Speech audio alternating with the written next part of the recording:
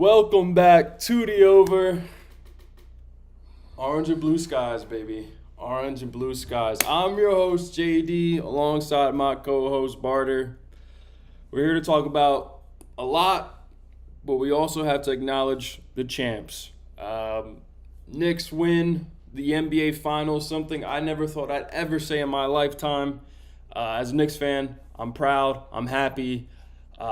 But with that being said, I also want to get my boy Carter's thoughts on it all. Obviously, Spurs losing, Wemby being a sore loser, Wemby not wanting to shake hands, obviously showing that he's bitch made, but we know that's what they produce in France. So no shock here, no surprise here, but I'm just happy to be on a stream again. We had a really busy past week, so don't get on our ass too much. Barter and I were both traveling. That's the reason for no streams after the last couple of days, really. So, Barter, how are you doing, bro? I'm doing good. NBA season's officially over. It's about fucking time. Glad to be back, and we got a lot of fun content coming your guys' way. Since we're in the off season, I think that's when things really heat up. And yeah, that's all I really have to say. That's all you got to say. And You don't fuck want the to say Knicks. anything about What? the NBA champs? No, this is just one of those years that no one really cares about the NBA champs. And let's be honest, we're all gonna forget in a week and a half. Be honest, I'm already looking forward to the World Cup. Congrats though. Cute. All right. Well, I'll talk about the NBA champs because we have to. We're a sports show at the end of the day. Even if we're salty or not, we gotta suck it up. So I'm not salty. I'm just saying that for Carter. Look, the Suck Knicks. what up? The Knicks had an historic playoff run, highest point differential in playoff history. They'll probably go down as a top 15 NBA champion of all time. I would say closer to top 10, just because going 16-3.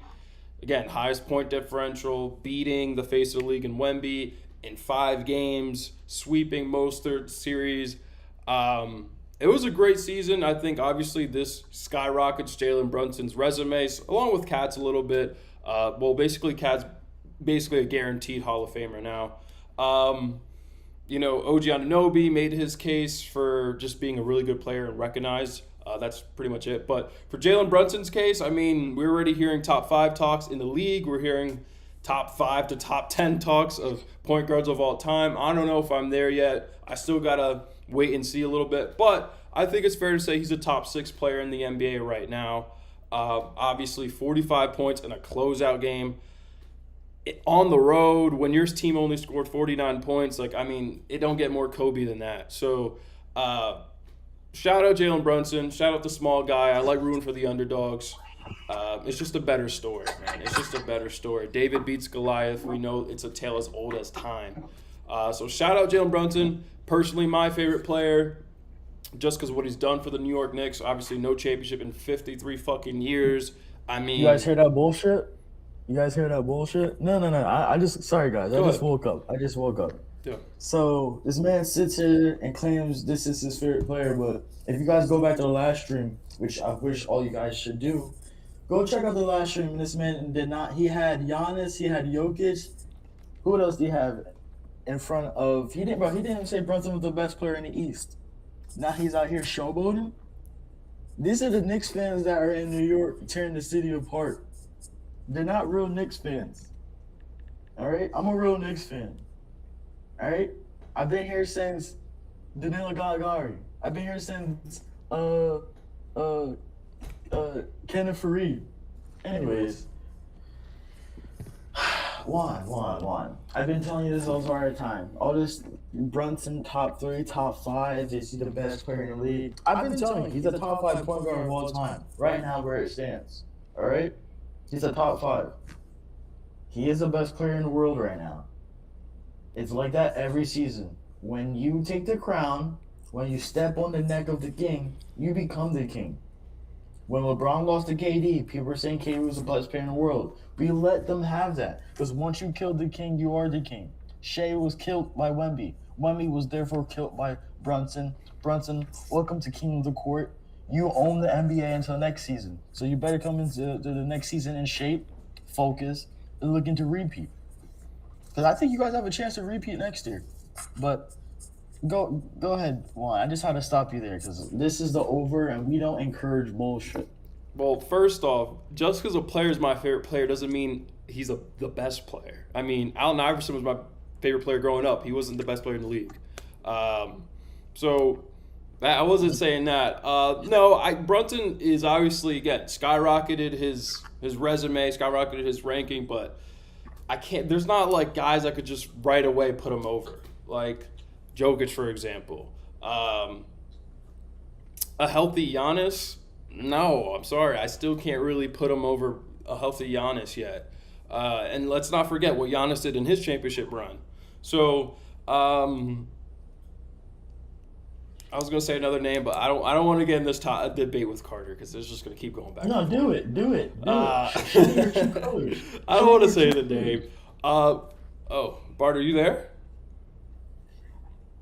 Oh, there you Yes, go. I had to adjust. You know what? Look, I still can't really put him over SGA. Like at the end of the day, SGA has 2 MVPs and a championship. Look, did he outplay SGA this year in the playoffs? Yeah.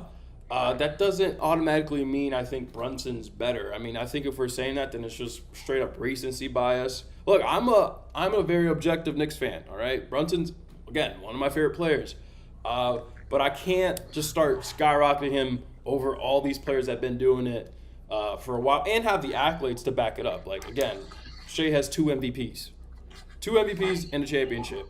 So that's all I said about Brunson. I didn't say he's I'm not, again, he's my favorite player. It doesn't mean he's the best player. That's all I'm saying, Barter. No, I'm gonna let you have it. I'm done arguing about the Knicks. Be honest. I'm happy for Brunson. I didn't think he could do it. I mean, Becky Hammond didn't think we could do it. He won the championship. He won Finals MVP. He showed up in every goddamn game. He did his thing. Congrats to the Knicks. I'm not a Knicks hater. I don't think really no one is. It's almost like the Dallas Cowboys. We don't hate the players. We don't hate the team itself. It's just the fans make it unbearable. When you have people on national television like Stephen A. Smith, then you go on Twitter, Instagram, or the fucking news, for instance, and you see them tearing up people's property and cars. It's like, can you people even name 5 players on the Knicks? Or are you just there because it's good PR? I think that's why people don't like seeing the Knicks win, because there's a lot of Drake said it the best. Fake love.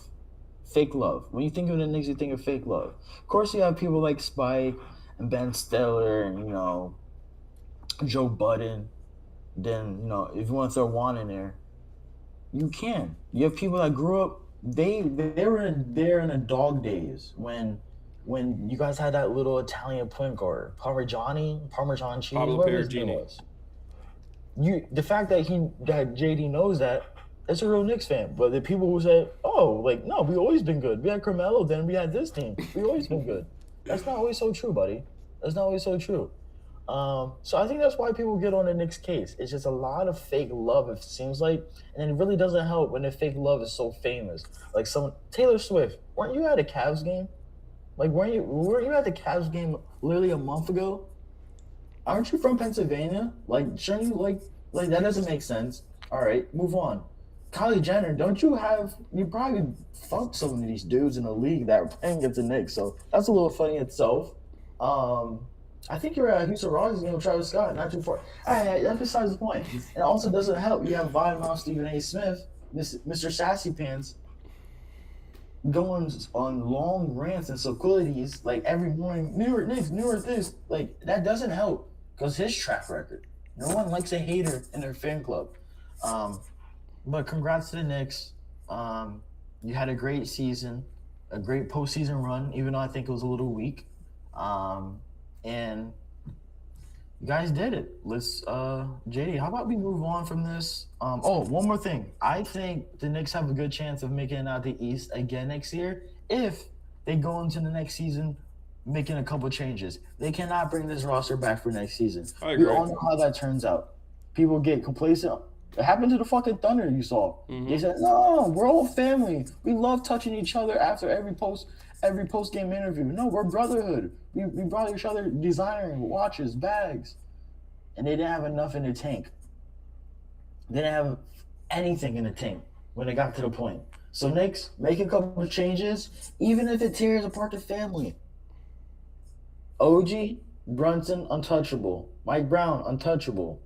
Cat, you're untouchable. Everyone else can go, including you, Mikel. I know it might hurt, but if the right offer's on the table, the right player that could, I don't know, show up in the playoffs a little bit more, because, next season, the East is going to be a little bit more, it's going to get a little bit more touchy. The Pistons are going to add another scorer. The Heat might come back the next season with firepower. The Bucks are rebuilding. The Halliburton's coming back. Halliburton with Zubac. The Hawks are growing. Hornets getting better. Exactly. The East is going to be the best conference in basketball. So, Knicks, don't sit on your hands. Make a move. Scott Perry. Worldwide West. Make some moves. Scott Perry's not with the Knicks anymore. Well, he's with the Kings, I think. Yeah, I agree with Carter with a lot he said, actually. It might sound like he's trolling, but he's right about a lot. Like, in terms of, like, the fans, I find that annoying, too. Like, all these bandwagon fans that came out of nowhere. Like, I'm going on Instagram. I'm seeing people post the Knicks that I've never even seen mention the Knicks one time in their life. And then also, like, I feel like with the whole, like, people going crazy in the streets and, like, fighting, like, I think it's really a lot of these streamers and these, like, Khaleesi sponsors, like, they're just trying to get a bag, they're just trying to go viral. It's annoying, but, like, that's kind of what comes with New York City and just being a huge-ass fucking city, the biggest city in the world, and a bunch of different people, huge melting pot. You're just going to have a lot of chaos. So I just put that on Gotham. Right, we just put that on Gotham. And then in terms of, like, the Knicks bringing back this roster, yeah, I completely agree with Carter. I think those three guys he mentioned are pretty much the untouchables, but let's be honest, Josh Hart's not going anywhere. He's just, like, a fan favorite. He's not going to go anywhere. Mikal, I don't know, he's starting to grow on me. I won't lie. Mikal Bridges, after this playoff run, he's starting to grow on me a little bit.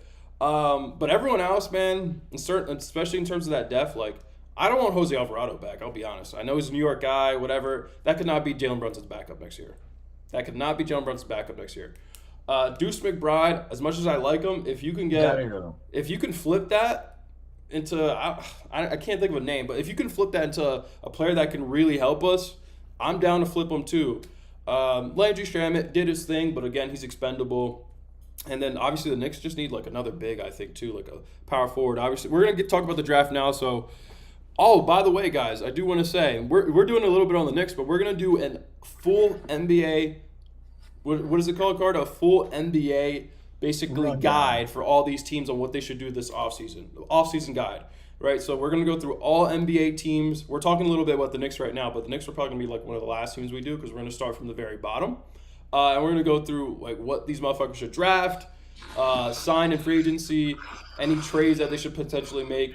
And what we think is basically like a 2K fucking rebuild, right? That's what we're gonna do with these teams. But we're gonna try to keep it realistic, especially when it comes to, like, drafting and free agency. So, guys, look forward to that. But with further ado, we're gonna get into what this live is actually about, which is and by the way, congratulations, New York Knicks. We're gonna get to the topic, which is, Carter, what is it? We're talking about the NBA draft, correct? Correct. This is the best time of the year. I know you guys get excited for 7 rounds in the NFL draft. But the NBA draft is a different beast. This is the pre-cum to the free agency. This is the pre-cum to all the trades that you guys love to talk about in the off season. This is great. This is one of the most fun times of the year if you're a true basketball fan and just not, someone who likes to jump on a bandwagon in May and June because everyone's talking about it. If you're a real basketball fan, this is the time of the year. Then after draft, you have summer league. So, what better way to start with our mock drafts? As you see on the camera, that's JD's. That's JD's. Oh no, I switched it. Yeah, that's my big board. We can talk about that later. We're gonna talk about basically we're gonna go through the top 10. We're gonna do our own little mock draft for the top 10, and then we'll also talk about our favorite players coming out of this draft. Carter and I have been real big college basketball hoop watchers the last couple of seasons, especially this season because we knew this class was going to be absolutely stacked. And look, I know you guys hear that every year. Oh, this class is going to be stacked. But I'm telling you, this class is literally going to be stacked. Please listen to my words. It was said last year, by the way, last year's class was stacked, right, Carter? Like, last year was a really good class. You had Flagg, Harper, Kahn. I know I'm missing a few, but, like, these guys, like, really stood out. Like, these guys are going to be balling for a long time and are going to be basically pivotal for the NBA. You know, the last bad draft class, in all honesty, I know every draft class is going to get flack just because the expectations get outrageous. Yeah. But the last bad draft class was probably Zach or Shea, if we're going to be honest. Alex Sarr, when you're stuck with those two at the top of the board, what can you expect? Like, what's his name? Reed Shepard? Like, you can't really ask for that much, you know? But think about it. Years before that, you got Paulo, you got Chet, you got Cooper Flagg, Dylan Harper, Ace Bailey, Kahn. That came out of nowhere and is one of the best young players to build around because he does everything. Before that, you had Tatum, you had Fox, those draft classes. Even when you have busts like Fultz and, you know, Jabari, we expected more from you. Somehow these draft classes, they find gems in them. And I think this draft is going to be one of those high risk. This draft class reminds me of stocks. There a lot of risk, a lot of reward, a lot of uncertainty. Mm-hmm. It reminds me just like stocks where it's volatile. You don't know what's going to be. One day it's up, one day it's down. So JD, let's get into it. I'm excited for this. Yeah, I pulled up the draft order. Obviously, we're really going to talk 1 through 10, but we could talk about some other teams too. Washington Wizards, obviously, know with the first overall pick, there's a lot of things going on with Washington and Utah right now. Darian Peterson, he's like fully convinced he's getting drafted by the Wizards, but also AJ Dembasso is fully convinced he's getting drafted. Who's getting drafted by the Wizards, Carter? All right. Because remember, Darian Peterson, he declined the Utah Jazz workout. Are we doing a mock right now? No, I'm asking. We're just talking about like. No, I'll be honest. I can't even answer the question right now because the Wizards. I feel like the Wizards are like. I'm trying to compare them to. They're like the Eagles. It's something different every single day. Like, no, we're gonna go with them. Actually, no, we're gonna trade it. I think we're gonna patch it with AD. Like, it's the Wizards. It's something different every time. Like JD, I don't know if you remember 2 weeks. Literally, during a month ago when they did the lottery, people were saying they're gonna trade back and get Ace Bailey in the second pick. Now they're gonna keep it. Now, you know, the Jazz are in love with AJ, but how's that gonna happen? I think the Wizards don't know what they're gonna do. If I'm them, I don't get ahead of myself. I look at my roster and I say, hey, we either draft AJ and we start competing right now, or we draft Darian Peterson, we trade Trae Young, we trade AD, and this is our 2 guard / point guard, common guard / Luka / Darren Peterson, Shea / a Devin Booker / Cade, our big time combo guard, score, build around them. Those are only 2 options. Keep AJ, start to win now, or blow the whole thing up, kind of, and build around DP. But what do you think? Yeah, I don't think DP. I mean, he wants to be He already said he wants to be a point guard. Like he says, that's what he wants to do. He wants to handle the rock. So Trae Young would have to go, which is something I've been saying, by the way. Like, I know a lot of Wizards fans actually went back and forth with one on Twitter the other day. Like, they really have some hope for Trae Young, which I don't get. Like, and I know I'm a Knicks fan, so it's going to sound like I'm a hater, but it's not that. It's just Trae Young is not a winning player. He's a horrible defender. He's incredibly inefficient. He turns the ball over all the time, and he's just a shot chucker. So, like, that's just not winning basketball, and I don't think that's what you want to start. Wizards are ass, right? We know they've been ass for a while. If you want to get from being ass to competent, I don't think you do that with Trae Young.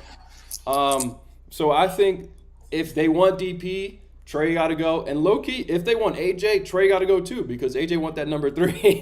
AJ want that 3 off your back, Trae. So, look, I if I'm the Wizards, I'm going probably with AJ just because I personally believe he's the best player in this draft in terms of the highest ceiling. But I do think but I think it's like you can't really miss because I also think Derek Peterson's going to be the best offensive player in this draft. Like, I think he's going to eventually be a 30 points per game scorer. So it's really like pick your poison and it's really how the Wizards want to build out their roster, right? If you're going to keep AD, obviously you have Alex Sarr, Keyshawn George, Bilal Coulibaly. I know I'm missing a few, but you have these young guys that are scrappy that have some sort of potential. Will Riley. Who? Will Riley. Oh, Will Riley, yeah.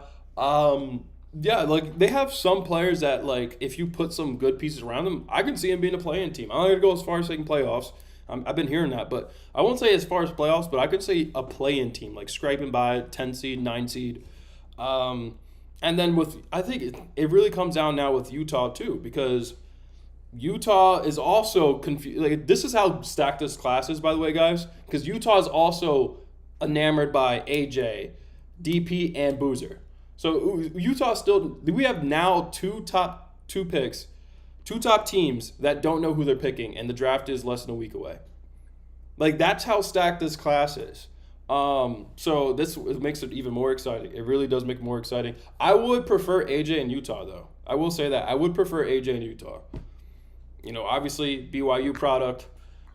He already familiar with Utah. DP looks like he just doesn't even want to be in Utah. Like, he looks like he doesn't want that vibe whatsoever. The Wizards are becoming a hot commodity. I mean, I never thought I'd say that, but it's starting to look like it right now. I do think they're lacking a rebrand, though. They need a rebrand. It's coming. They just got no aura, though. Those jerseys are just ugly. They just need a rebrand. Once I get that rebrand, I might be on the Wizards bandwagon in terms of rooting for them, but not like, you know. So, I mean, it's going to get good. Obviously, Memphis with the 3rd pick, but, like, once we get into there, I think that, like, things are going to start looking a little bit more normal.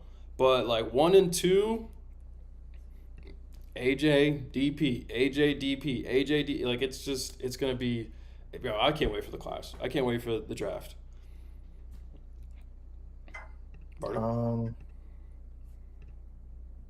JD thinks this draft class is stacked. I do think it's top heavy. I think once you get past 12, 10 to 12, I think the drop off is going to be severe. But I'm excited for the first 8, to be honest. I have some personal favorites. And I would even call them bold takes because, once again, guys, I'm a purist and I'm a realist when it comes to this basketball shit.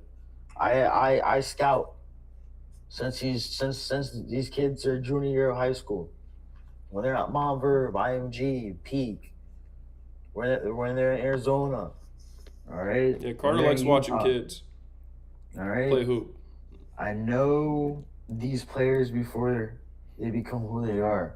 And a lot of these scouts and, you know, analysts, they're not here for the full story. They love the end product. They love it when AJ is the leading scorer in the NCAA. That's cute and all, but let's remember who we're talking about before the season started. DP. So, you guys will see when we start the mock draft. Just stay tuned. JD, let's get into it. I'm excited. Let's see what this. You want to get to the mock? Yeah. Also, what you said, even that it was even beginning of the season. Remember when Peterson and AJ played against each other? Obviously, Kansas won. But even going into that game, Peterson was ranked as projected as the number 1 overall pick. And low-key, that game, I will say, he did show that he looked like the better player. Just for that game, he did. I will say. AJ just took a while to get going that game. All right, we'll get into the mock. So we're going to do a Fanspo mock draft. Obviously, the Wizards are on the clock. So Barter and I have to agree right now. Who do we think the Wizards are taking after discussing a little bit? Who do we think the Washington Wizards go with to help redeem their franchise and hopefully become relevant again. You know my pick. I'm going AJ, but do you think it's AJ? Is this the consensus right now? I think Darren Peterson's going first. Okay. You can't get you can't give up on a talent like Darren Peterson. Literally 6'5", 6'6", 6'11", 7-foot wingspan. Scores on all three levels. And when it going gets tough, who can make a fucking shot at the end of the game? I watched AJ literally go into overtime because he couldn't close. I forget who they were playing, but he couldn't close out the game. He did have a chance at the end. And we've seen time after time, Darren Peterson end motherfuckers. Completely end them at the end of the game. I don't know what your scouts in your see.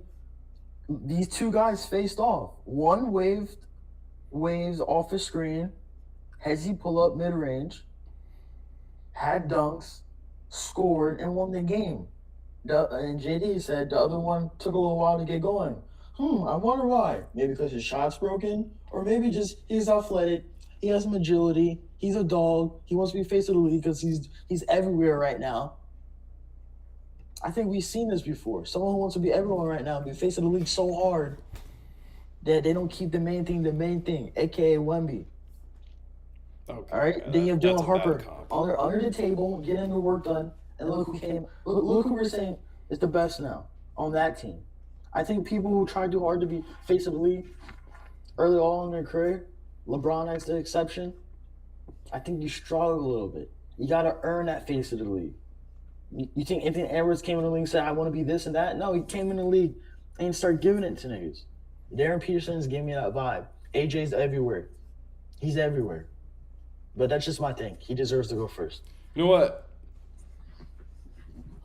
I think I'm convincing myself that DP is going first. And honestly, I agree with Carter saying, but DP declining the Jazz workout, that's already bro, if you're Utah, do you really want to even draft a guy like that? And then also with the Wizards,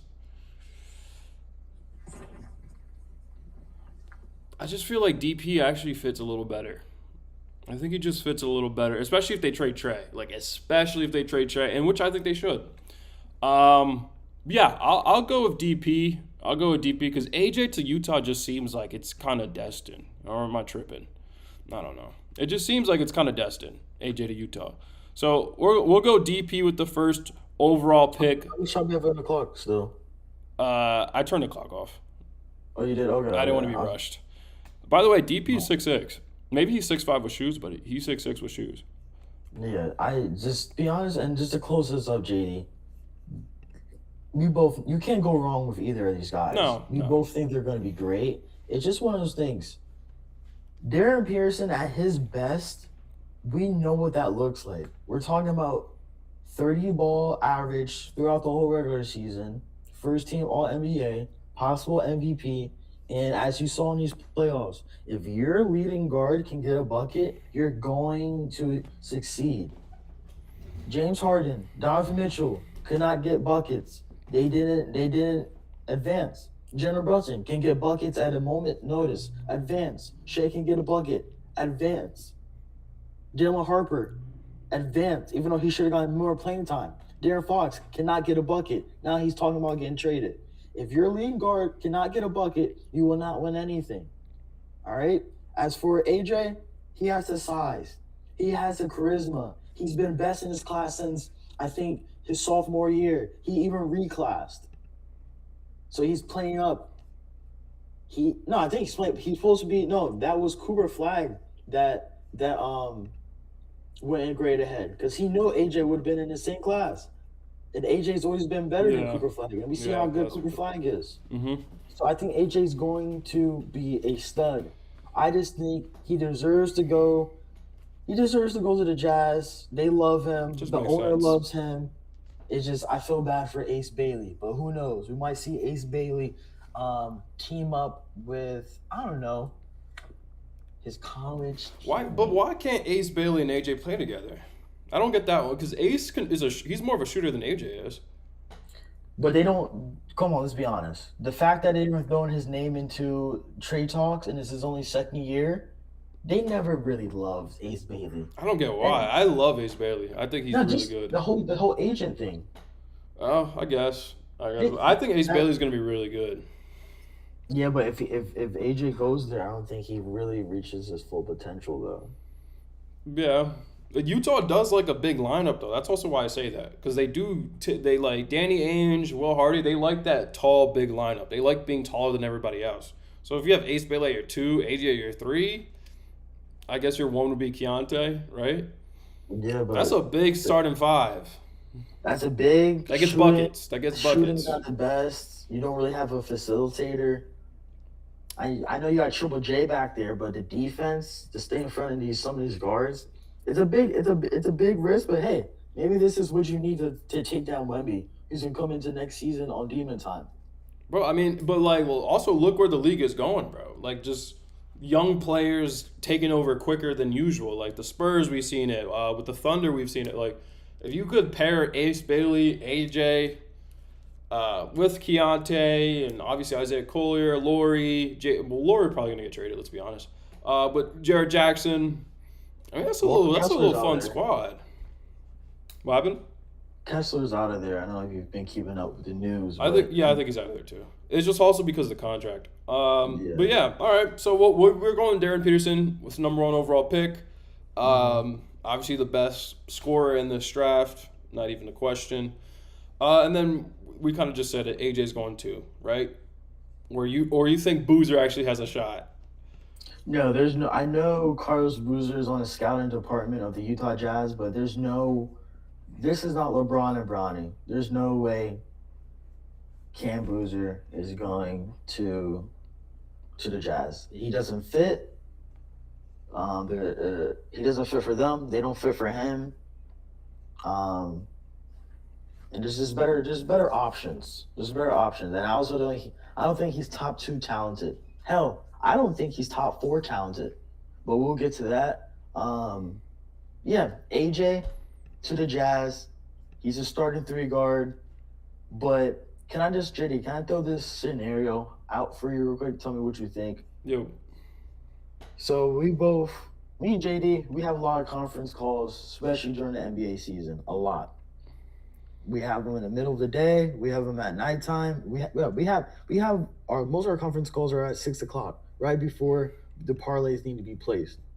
And I remember one time during the regular season, Keontae George had his moment in a lot of our parlays because he had that stretch where it's wait, 25 ball, 30 ball, 25 ball. It's just a lot of buckets. mm-hmm. So I'm gonna throw this scenario out. He's going into, I think this is his third or fourth season. We've seen what he can be. He could be a 25-point game scorer. He's not even in his prime yet. AJ comes to the team. He's the face of the team, face of the organization, face of Utah. The city loves him. Because we see a thing of a young KD and a young Westbrook where we see a young shoot first guard say, hey, like, I'm actually good too. Like, I know you're AJ, but I was ranked in high school high. I was top 10 recruited too. I was a top pick too. I'm Keontae George. We played in the same AU circuit before. Like, don't. I think we see something like that if he goes to the Utah Jazz, where then Ace Bailey, if he stays, he's like, bro, That's a Harden. like I was, yeah, like bro, Yeah, that's Harden right don't, there. Don't get it twisted. I'm Ace Bailey. Like, it could get tricky when you have three young players Mm-hmm. who are like that. So be yeah. careful what you ask for, Jazz. Yeah, no, I get it, 100%. I see it. Yeah, Keontae George. I like Keontae George. He's a bucket. Obviously, we're going with AJ, number two overall pick. Averaged 25 and a half points, almost 4 assists, and almost 7 rebounds on 51% field. Bro, AJ is actually really good. Now that I read those, I'm like, oh, he might actually go one. Yeah, he's Um, 6'9", bro. It's absurd. It's a 6'9". Yeah, shooting but guard. that's what you know in the NBA with these GMs, bro. They draft based off potential, bro. That's what they do. So like when you look at, and we're gonna get into my big board because my big board's gonna. I think I did a pretty well job on it. So we'll get into more comparisons. But like when you get into like comparisons, it's like all right, AJ could be a potentially Jason Tatum or better, and then maybe they look at Peterson, who looks like a Bradley Beal or Devin Booker, right? So it's like, who would you rather really have long term? Who do you think you can win an NBA Finals with? Who do you think could be the 1A on your NBA Finals team? Which, by the way, that's when we get into these other players like Boozer, like that's where my ranking makes them drop a little bit. But we'll get into that soon. So for the third pick that's the Grizzlies, correct? Yeah, Yes. I believe. It's the yeah, Memphis Grizzlies, right? Grizzlies. I believe. You know what? Let's just go one tit for tat. Let's go for tit for tat. I believe the Grizzlies.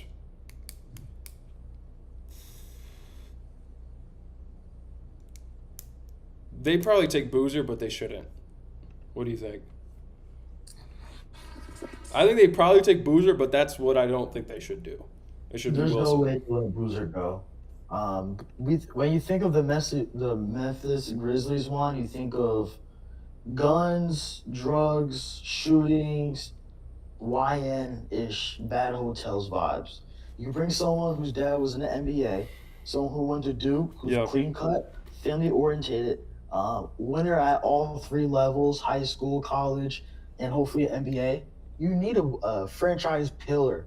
I'm not saying he's going to be the best player on your team once you reach winning stage, but you need someone who can be like, that's the adult in the room, okay? And Cam Boozer, he is that. He might not have the same potential as a DP or an AJ, but man, who's going to turn down a 22 and 12 type of player by the time he's in his third or fourth season? We're talking about 22 to 25 points, 12 rebounds, and you know he's probably going to average around 5 or 6. He's going to damn near get a triple. One year he's going to average a triple double. I can already see it. He's Cam that Boozer? type of power forward. If the Grizzlies pass on him, we're going to look back and be like, you should have just took the player that you knew was going to be at least decent. Now you're stuck here with, whoever they would draft over him. They have to go with him. Next to Edie,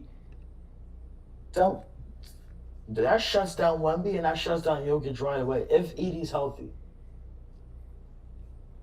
Yeah, no, I agree. I think Boozer is going to be he's like I think he's bust proof, like the other two guys too. I think he's bust proof. It's just, what's the ceiling with Boozer?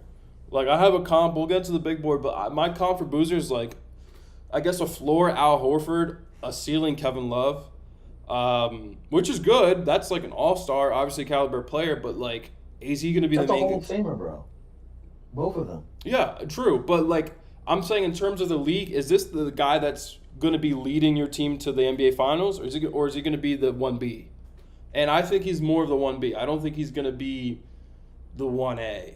Again, like Kevin Love, as crazy as he was really, when he was the 1A, they didn't win. It's when he became a 1B or 1C, low key, is when he actually won an NBA Finals. So that's my thing with Boozer. I really like him. Like Carter said, comes from a basketball family, and Carlos Boozer went to Duke. Obviously, these guys are. The thing though with Duke though, I'm starting to see Duke players, man. I feel like they come out soft. I don't know what it is as of late. These Duke players are coming out pretty soft. That track record is impeccable, though. It's impeccable. It is. It's up there with It Coach is. Cal. It is. I mean, ever since Coach Z left, but anyways, yeah, we'll go Boozer with 3. I feel like they kind of have to at that point. So we'll move on to the 4th overall pick. I feel like this one's pretty obvious too, but Caleb Wilson, Keaton Wagler, Acuff, who we got? Who's that for? The Bulls? Yeah, it's the Bulls. This is assuming, by the way, we're doing this assuming no one trades back or anything, okay? We're Yeah, not doing any everything trades. can change. Yeah, so for the Bulls, G, I think this is super easy. You gotta go kill Wilson. Yeah, you got it. And JD knows I'm a huge killer Wilson. I like him more than stan. Boozer. I think he's gonna be better than Boozer. Don't get me wrong. Just like we said, Boozer, he's not gonna be a bust in no world. He's going to be good. But the thing about Caleb Wilson has the potential to be the best player in the draft. Say he comes to the league, and his biggest thing is shooting off the dribble. That can be fixed in a matter in one offseason. He gets connected with Phil Handy, free throw shooter. but his vibe is literally a young Kevin Garnett. He's bouncing. He's more athletic than AJ. He's better defender than AJ. He's more upside than AJ. Well, He's I'm not saying that. I'm not saying that. No, I'm just saying he because of his athleticism, they're around the same size too. Therefore, he has a better ceiling. He has a higher ceiling than AJ. Wilson's a little taller. Huh? Wilson's like a little taller. And even with that, you gotta think to be that good on defense, that athletic, and I don't know if you watch much of North Carolina. He has that little tick to him where competition rises. Let me remind you, he did that with Cam Boozer when they faced off. We're talking about turnaround midget jumpers when people thought he didn't have that in his arsenal. He has been playing basketball for that long. I think he's been playing basketball for like high levels for what, 5 to 7 years. And I get it. He's 1 year older than he's almost a whole year older than Cam Boozer. You know, they're still young guys, but Caleb Wilson, I think he has the potential to be high upside, 1 or 2 in this draft. I'm talking about, and on the Bulls as a fit, you have your point guard in Giddey. You have your wing in Montas, who literally is growing every single year, only getting stronger. You just bought in Tiago Splitter, who just went to the fucking playoffs with the Blazers. You telling me you're gonna give me an animal, a two-way player like I like this? that Tiago signing, by the way. That was a good signing. Come on now, the Bulls. Now we're starting talking about the Bulls in a different light. Like, okay, they're starting to put it together. They have guards out the wazoo. Now they have a power forward, a wing who can get it done on both sides of the floor. He's not even close to the surface. He's not even close. And one more thing, I know you guys might say, Barter, you're speaking out your ass. He's a Clutch representative. And last time I checked, Clutch only has ballers on that goddamn rosters. When's the last time you seen Rich Paul sign a scrub? Let's be honest. Kyle Kuzma?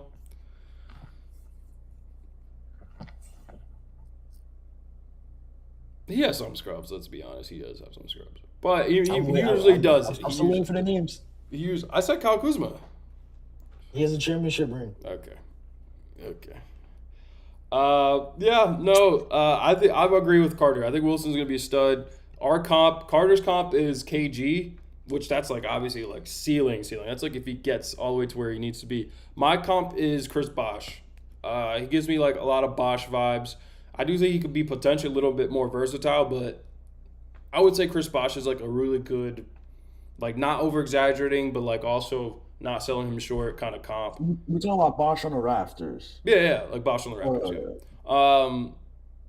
Not he Bosh, no. Bosh on the young Bosh. So I really like Caleb Wilson. Like you said, he's probably the best defensive player in this draft, if we're being completely honest. I mean, he has knack for steals, because a lot of times guys his height are just like shot blockers, let's be honest. But he's not only that, a shot blocker. He has a knack for steals, and he could actually defend you in the perimeter. Like, he's good laterally and all that stuff. So I really like Caleb Wilson too. I'm rooting. He's probably one of my favorite players after Acuff.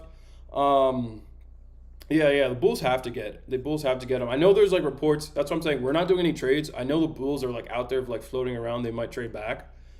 But I think that'd be such a stupid decision. I mean, right now the roster consists of Anthony Simons, Colin Sexton, Josh Giddey, Patrick Williams, and like those are the only pretty much recognizable players. Like Rob Dillingham. Oh yeah, sorry, and Matas. My bad. And by the way, they got to get off that Simmons contract. That boy getting paid $40 million a year. That's crazy.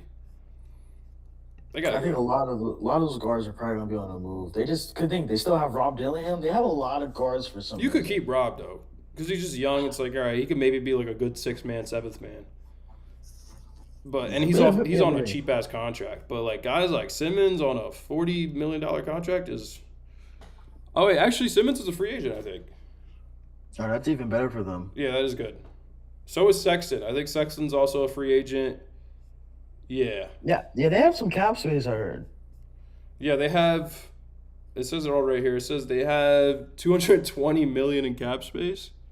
Yeah. God, that's fucking crazy. All right, so you draft Caleb. So JD, you draft Caleb Wilson. You have a point guard who's pass first. You have Matas, who's a two-way defender, only getting better. You're living in downtown Chicago. It's a beautiful city. If I'm a free agent who's not, 25 to 30 years old, I can come here. I can be an anchor to these young guys. I can make the Bulls back in the playoffs. That's not the worst life. Downtown Chicago, along the Bulls. No. We're making new coach. Chicago's nice. It's not bad. Yeah. I mean, the Bulls, it's about time, bro. Like, the Bulls, it's like a lot of these teams, the Hornets, it's about time.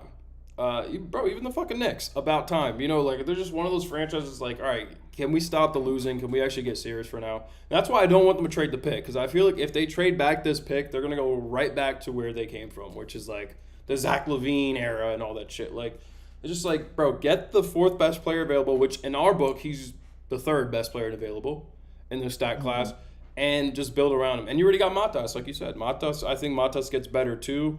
I do think Wilson's going to end up taking over that team, though. I know Matas was like, what pick was Matas? He was 5? Bro, I think he was either 8 or 11. He was in top 5. Yeah. Okay. I know a lot of Bulls fans think that Matas could be like their friend. I'm sorry. If you guys draft Caleb Wilson, it's Caleb Wilson, brother. I'm telling you. Yeah, Matas is a good 2 or 3. Yeah, he'll be a really good 2 and a 3. But he's a Chet. I think he'd be a little better than Chet. Offensively. Yeah, he's got a little bit more dog in him. Yeah, a little bit more dog, a little bit more of a shooter. Yeah, I like Matas. I like Matas. It's Wilson's team if he gets drafted here. Oh, yeah, it definitely is. Bro, Giddey's pass first, bro. Think about that lob threat. Even over Josh Giddey, too. Yeah, he's just like the point guard. Like, he's a leader on offense, but as far as your best player, it's Caleb Wilson as soon as he walks in the door. He gets what number he wants. He gets what locker he wants. Come on now. You're not doing no rookie hazing on him. No. You're not doing none of that. You're buying the dinners. Yeah, facts. If you a bet, you buy. Who's a bet? Huh? Patrick Williams is a bet. Patrick Williams, yeah. Up the tab, Zach Collins. Yeah, all right. So we got the Bulls taking Caleb Wilson. Obviously, if you heard, he's one of Barter and I's favorite players in this draft. He averaged 19.8 points, 2.7 assists, and 9.4 rebounds on basically 58% shooting. Like, come on now. And now we go into the fourth overall. This is when the draft gets crazy, I think. This is the fifth. I'm sorry. The Bulls with fourth. Fifth is the LA Clippers.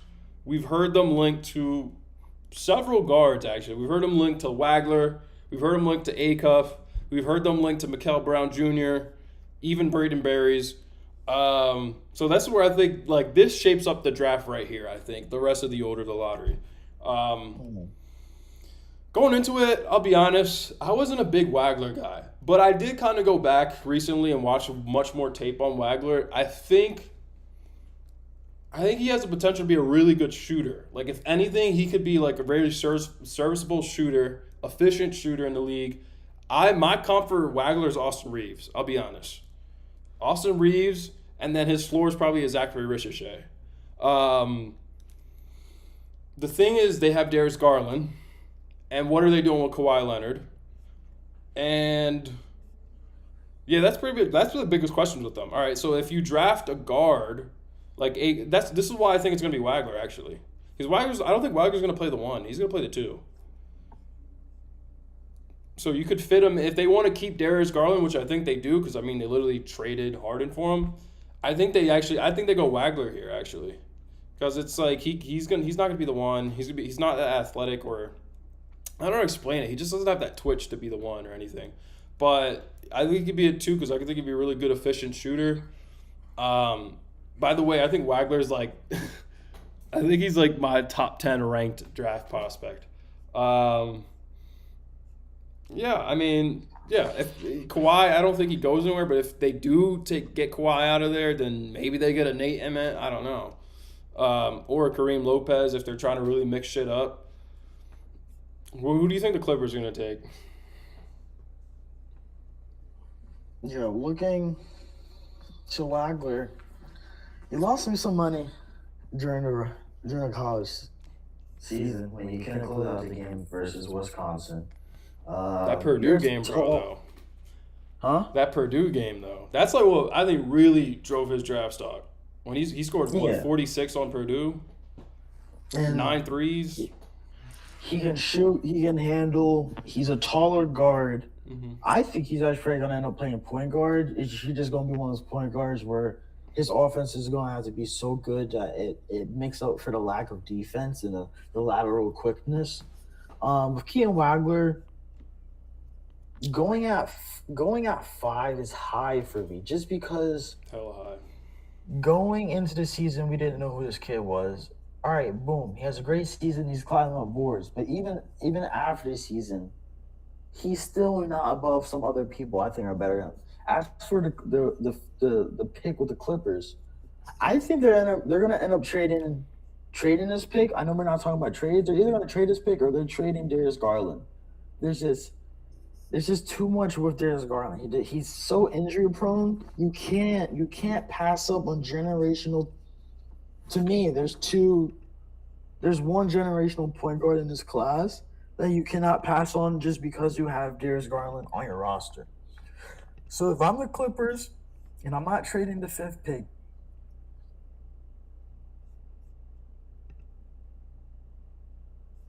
I'm drafting Keaton Wagner. I'm doing that. I know I just said it's high, but from their position, if they're not going to trade Darius Garland because he's a clutch represented player. He has a big contract. You look around the landscape, JD. There's not a lot of suitors that need a point guard that can probably take on that cap space. Who even would want him? Mm-hmm. Say you have to keep him. All right. It sounds like Benedict Mathurin. You're either going to be a small 3, or hey, how about you embrace that you're not that guy coming out of Arizona that you thought you were, and you win a couple six men of the year awards. That besides Keaton Wagler to the 2, and we have another, let's say, Donovan Mitchell, Darius Garland backcourt, but this time you have a Kawhi, you have John Collins, and you freak out the rest of the roster there. But this pick just seems like if they keep the roster intact, they're going to take Keaton Wagler just for the size, his ability to play the 2 or 1. And shooting around Kawhi and the shooting between your 2 guards will be firepower. But if you trade Darius Garland, I think this changes a lot. But for this scenario, they keep the roster together. They're going to keep Keaton Wagler. No, I'm looking at this roster. This roster is shit, bro. It absolutely is. Clippers have a shit ass roster. Like, I didn't even know Rodney Hood was still in the league. Like, what the fuck? Yeah, I think it makes sense. I guess if they want the 2 guard, it's. I will say though, I do think Braden Berries. I know he's shorter. He's 6'4", where Wagler's 6'6". I rather have Braden Berries as my 2 guard. I think Braden Berries is much better than is going to be much better than Wagler. He just has more. To me, he has more of a scoring tenacity. He has more of like counters to his offensive bag. He plays a little bit he just plays a little bit like taller than what he is too. I'm also just a big Braden Berries fan too. I really like what he did with Arizona. I would go Braden Berries, but then the thing with that is then you'll have like a short backcourt, and that's also not ideal. So I guess Wagler makes sense in terms of how they're trying to build their team. So I'll agree with you and go Wagler for Clippers. But do you agree with me that you think Wagler is better than Berries? Yeah, I think Wagler is better. Okay. Well, we'll see that. We'll see. That's gonna be a fun one. I think Berries is actually much better, but I think Wagler just has too much sauce on his chip. Wagler doesn't really have sauce though. Like that's what he, to me, he looks stiff. Like when I see him play, like he has a little step back, yeah, but like in terms of like crossover, bag, get to your spot, like he seems a little bit more stiff.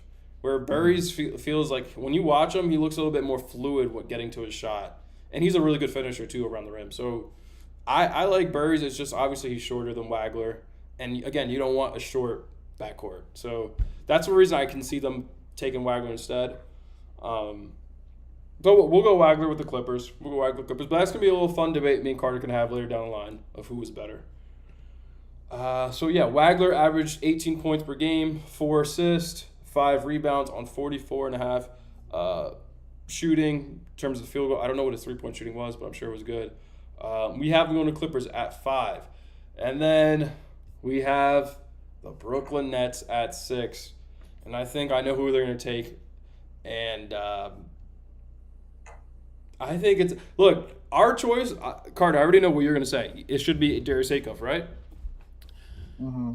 It's not going to be Darius Acuff.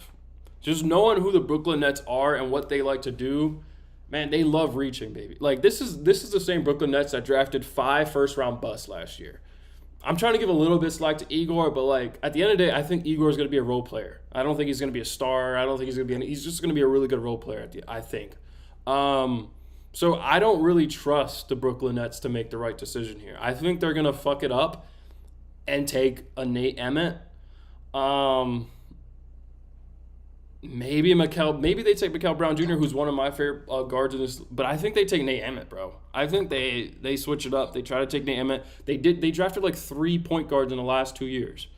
I think they try to get a wing that has upside. I'm not a big Carter's a big Nate Emmett guy. I'm not, but he's one of the better wings left on the draft. So I think they take Nate Emmett here, bro. I think Acuff gets passed on again, and I mean it's only going to fuel him, so it's good for him. He's only going to fuel him, but I think it's going to be Nate Emmett here.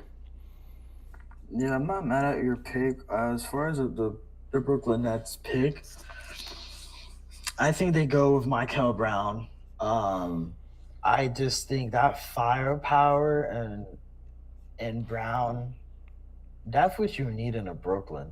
When you think of the Brooklyn Nets, there's no one on that roster that you would tune in to watch. I don't care if you have League Pass and the games are fucking free. There's just no one on the team that you're tuning in to watch. You bring a Steph-like release shooting guard like this, a point guard who's really a shooting guard, to your roster. Now on a Tuesday, the Nets are playing the Bulls on a 7 o'clock game. I might check out to see what my boy's doing. See if he puts up a nice little a 20 ball. I think Mikal Brown to the Nets makes the most sense. You sign him next to Igor. That's your 1 and 2. It's not the most exciting. It's not the sexiest, but at least Brown brings excitement. He comes to the team. He's the number 1 scorer right away. And you build around that. It's easier to build around a shooter. Just like JD said, I'll get to Nate Emmett because I think there's a better fit for him later in the lottery for him. But I think the Nets, they don't mess up this time. You go for a shooter. You go with a player who grew from 6'2" to 6'6" and probably is still growing because he missed the end of the regular season because he had back issues. To me, it sounds like a kid who's still growing. So he ends up being 6'6", hell, maybe 6'7". He can shoot the ball. He's a winner at all 3 levels, just like Cam Boozer. He has won a gold medal.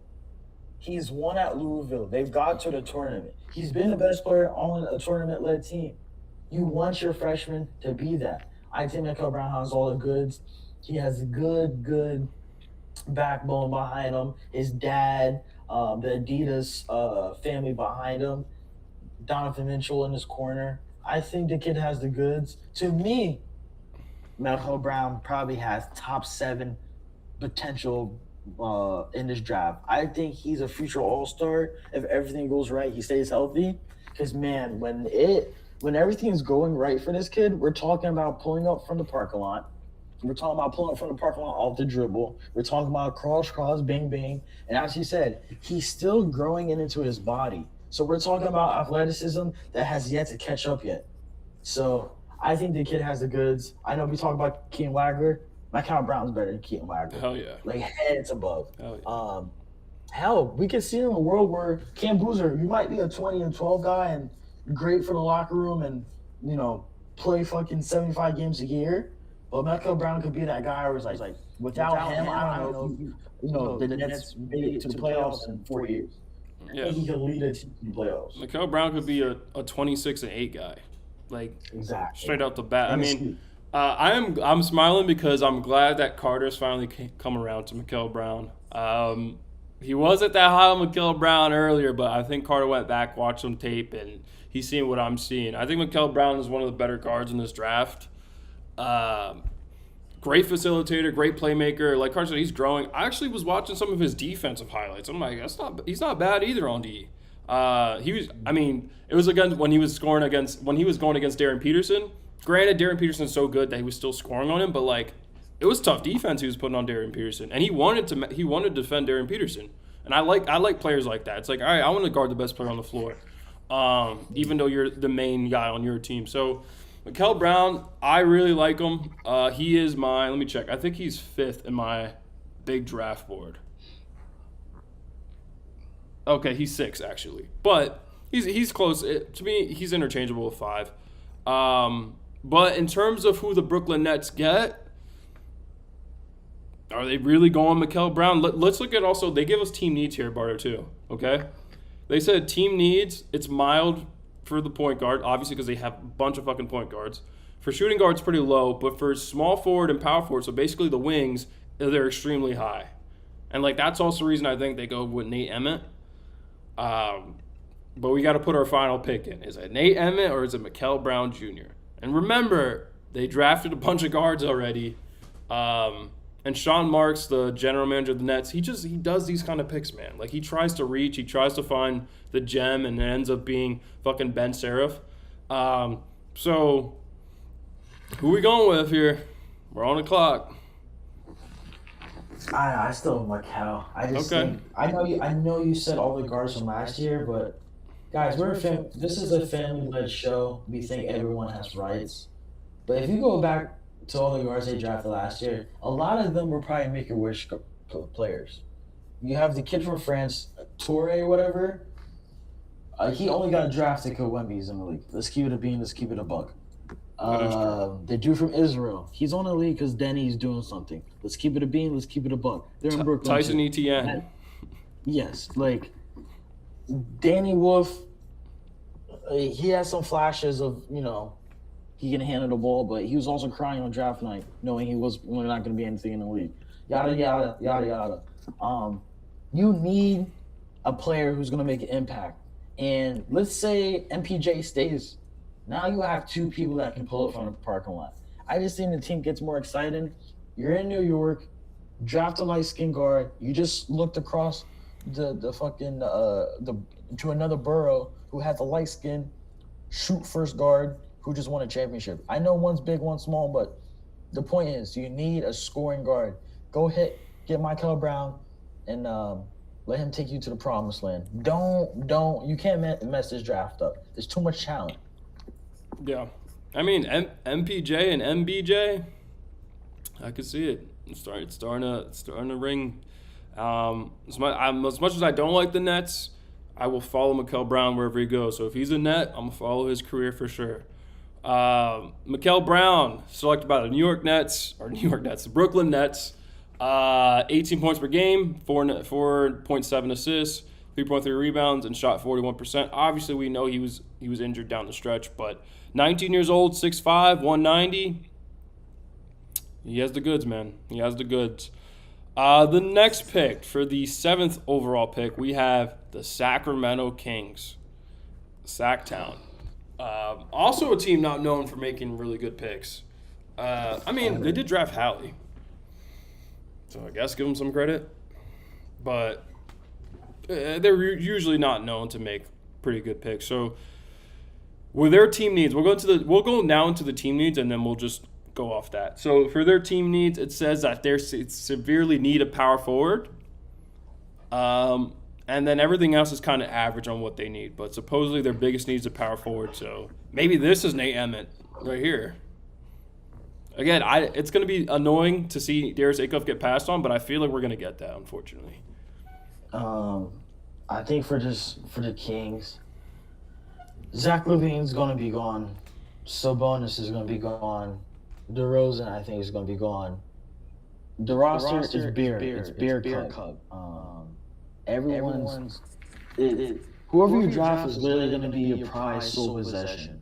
So They can literally draft any position here, JD. They only could draft what? Um, they can draft anyone. Like, Yeah. do you hear Echo? When you said Sabonis and Zach LaVine, I'm not 100% sure on that because their contracts are fucking shitty. Like I can't really see anyone taking Zach LaVine's $50 million fucking contract, bro. Like that's a lot of money for a guy that's not worth that. I can't really see it. Can you see a buyout though? I can see a buyout. They're gonna. There's no way in the world they're a playing team or even close to contention. So let me. I'll They have buy no you money out. though. Like I don't even know if they could do a buy because they have no money. There's Sabonis, I a, think Sabonis you can trade though. Like Sabonis is a little bit more valuable. I think at this point he's a little bit more valuable than between DeRozan and Zach LaVine. I think Sabonis is a little bit more valuable. uh He is also getting paid $45 million. DeRozan's actually not on a bad contract. He's on a $26 million contract for one more year, so it's not horrible. But Zach LaVine's contract's really bad. Yeah, but I just think who they can literally draft any position because whoever's going to draft is going to start day one. I think all of those people are just placeholders on that team, and like DeRozan on your team, that's the type of vet that you would want on your team. Yeah. And let's be honest, Sabonis I think is gone. Somehow I think Zach LaVine's is gone. I think the way he ended that last season, not even playing, just I don't care how much money he's on. There has to be a way that he's on a different roster. As for who's they draft, this one gets tricky, and I'm gonna take a little swing here. Um, yeah, I think you guys have been all keeping up with the news. They love Darius Acuff. You bring Darius Acuff to Sacktown. You have a man who was a born leader, was a leader on IMG, who was a lead guard on the Coach Cal-led Arizona Razorbacks team. The kid just has the goods. He's my favorite player in this draft. I put JD onto this. I remember we were playing Xbox that one night, and the man literally dropped 49 points against the Alabama team in a double overtime. And his big man can't catch lobs, and they end up losing. But and he was also on a sprained ankle. Let's not forget that this guy plays through injuries. He's signed to Reebok. He doesn't follow the crowd. He has good people in his corner. His dad, his uncle. AI, Coach Cal. This kid has the goods. He comes from a good stock. He's a 3-level scorer. I know people get on him because of his height. He's 6'3" in shoes. He's 6'3" in shoes. He's also not 6'3" that's skinny. He has a running back build. Mm-hmm. He can shoot. He can shoot from 3. He has a hezzy pull up from 3. He has a hezzy pull up from mid range. He can get to the Baja at moment's notice. Stop he and has go. a tight handle on him. People get on his defense, but would you not draft Luka? Would you not draft Steph? Not all of us can be a Davon Mitchell. Not all of us can be a showstopper on the defensive end. You pay us the big bucks to score, to lead a team. That's what I'm here for. You build around me with defenders. There's Acuff to the Kings. He starts the Kings rebuild. You draft him this year. Next year you say, who do I want to draft? You draft a big man. You draft another Coach Cal guard to put beside him. Anything. You start your franchise off of a guard. It's easier to build around. He has the goods. And also, Sacramento, it's quiet. It's not the huge limelight as Los Angeles or Vegas or Miami. Darius Acuff is not that. He doesn't follow the crowd. He cares about hoops and he cares about winning. He cares about winning. He cares about hoops. So you don't have to worry about, is he happy? No. He's that Damian Lillard. He's that Drew Holiday. Doesn't talk much, doesn't say much, and shows up day in, day out. You got to draft Darius Acuff. You have to. Yeah. I think at this point he's probably my favorite player now too. In this draft, and it comes down, everything Carter said, but it's just he seems like to have that just dog mentality. I think he's going to be one of those guys Brunson's a good example, not in terms of play style, but in just like chip on their shoulder, especially if he falls to the draft like this. I think he's just going to have a bigger chip on his shoulder. For like the numbers he put up, it's like what else could he do to prove to you that he's the second best guard in this draft? Let's be honest, behind Peterson. So I love Acuff. I love his demeanor. I think he's going to be a stud. And look, the Kings, if they make this pick, just please build around him correctly. That's all I ask. I don't want to see Acuff's career derailed because you guys are fucking dysfunctional or just doing shit that's incompetent. But I will follow his career, and hopefully he becomes a dog that we think he's going to be. So we're going to go Acuff, getting selected by the Sacramento Kings. Acuff's stats for this season, he averaged 23.5 points, 6.4 assists, 3.1 rebounds on 48.4% shooting. He's 19 years old. Like Carter said, 6'3 with shoes, 6'2 without. But that don't really matter. Because like Brunson said, it's not about the size of your height, it's about the size of your heart. Moving on, we got the Atlanta Hawks picking number 8, because this was originally the New Orleans Pelicans pick, if you guys remember. The Hawks had the 8th overall pick.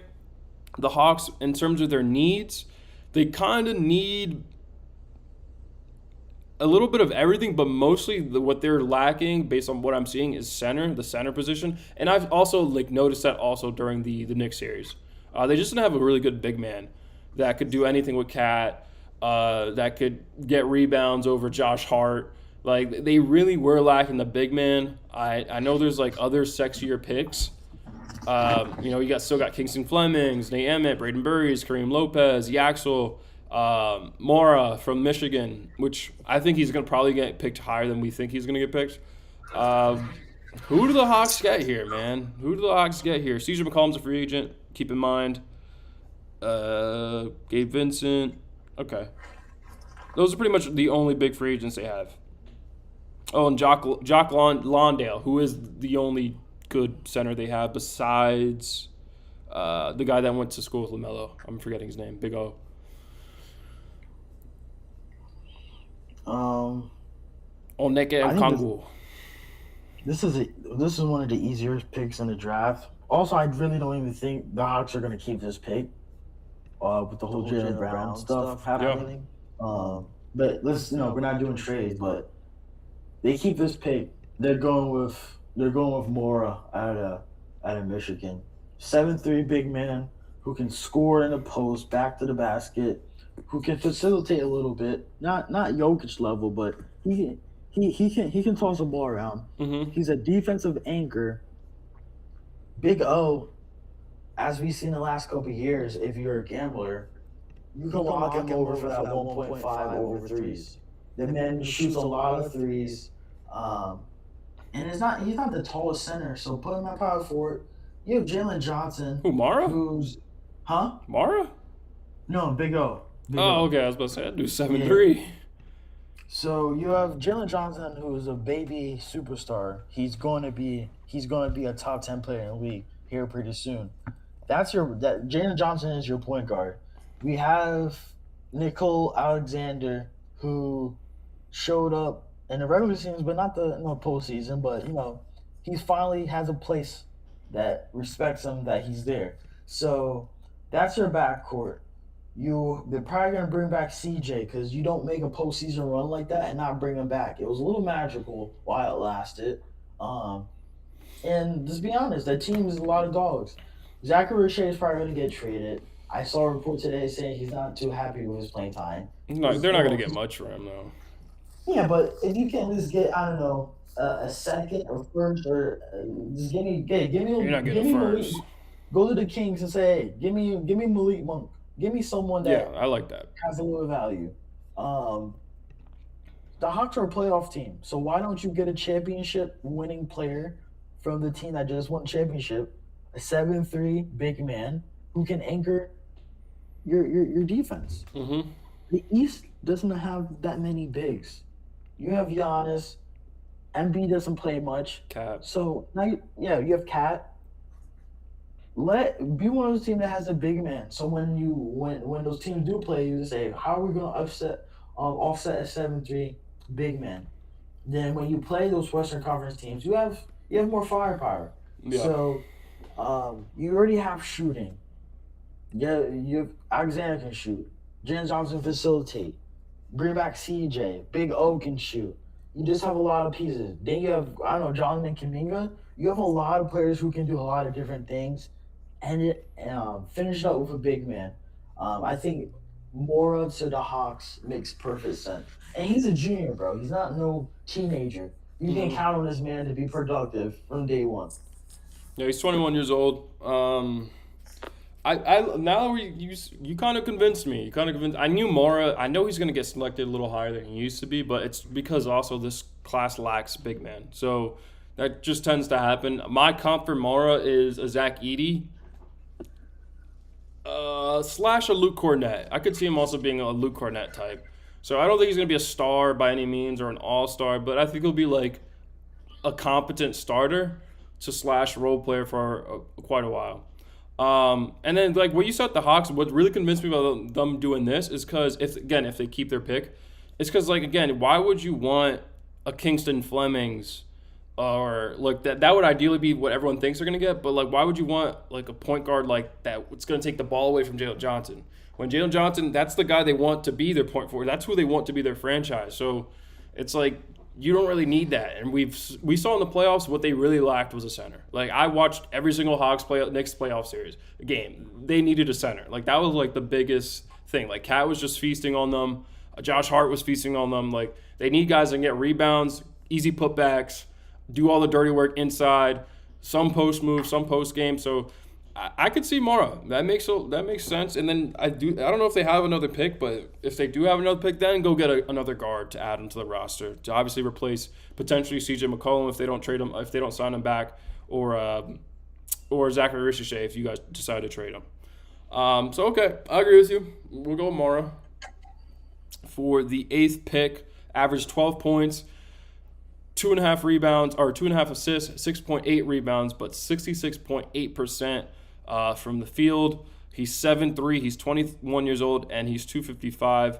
I will say though, for a seven footer, especially 7'3", like at least he's not like one of those scrawny, like Wemby types. Like at least he got some strength to him. So that's why I can see the Zach Edey kind of comp. I don't know about you.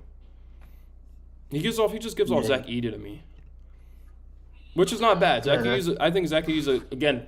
He's going to be a starter, right? He's going to be a starter for a while. That's what he is. He's not going to be an all-star, nothing crazy, but he's going to be serviceable.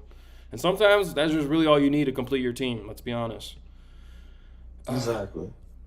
All right, for the next pick, we have the Dallas Mavericks. This is going to be a pretty pivotal pick for them because they have to build around Flag ASAP. We obviously know Flag is going to be their franchise probably for the rest of his career. Maybe potentially the face of the league if things go well with Flag. I mean, the only rookie to ever drop 50. That can't just be glanced at. Flag is the guy. Let's build around him. And obviously, I think a lot of teams are going to start trying to go with this Spurs model, this OKC model of just trying to be young, fast, hungry, and basically like the fast offense. So who are the Dallas Mavericks are going to get? We see that they're severely lacking a center also.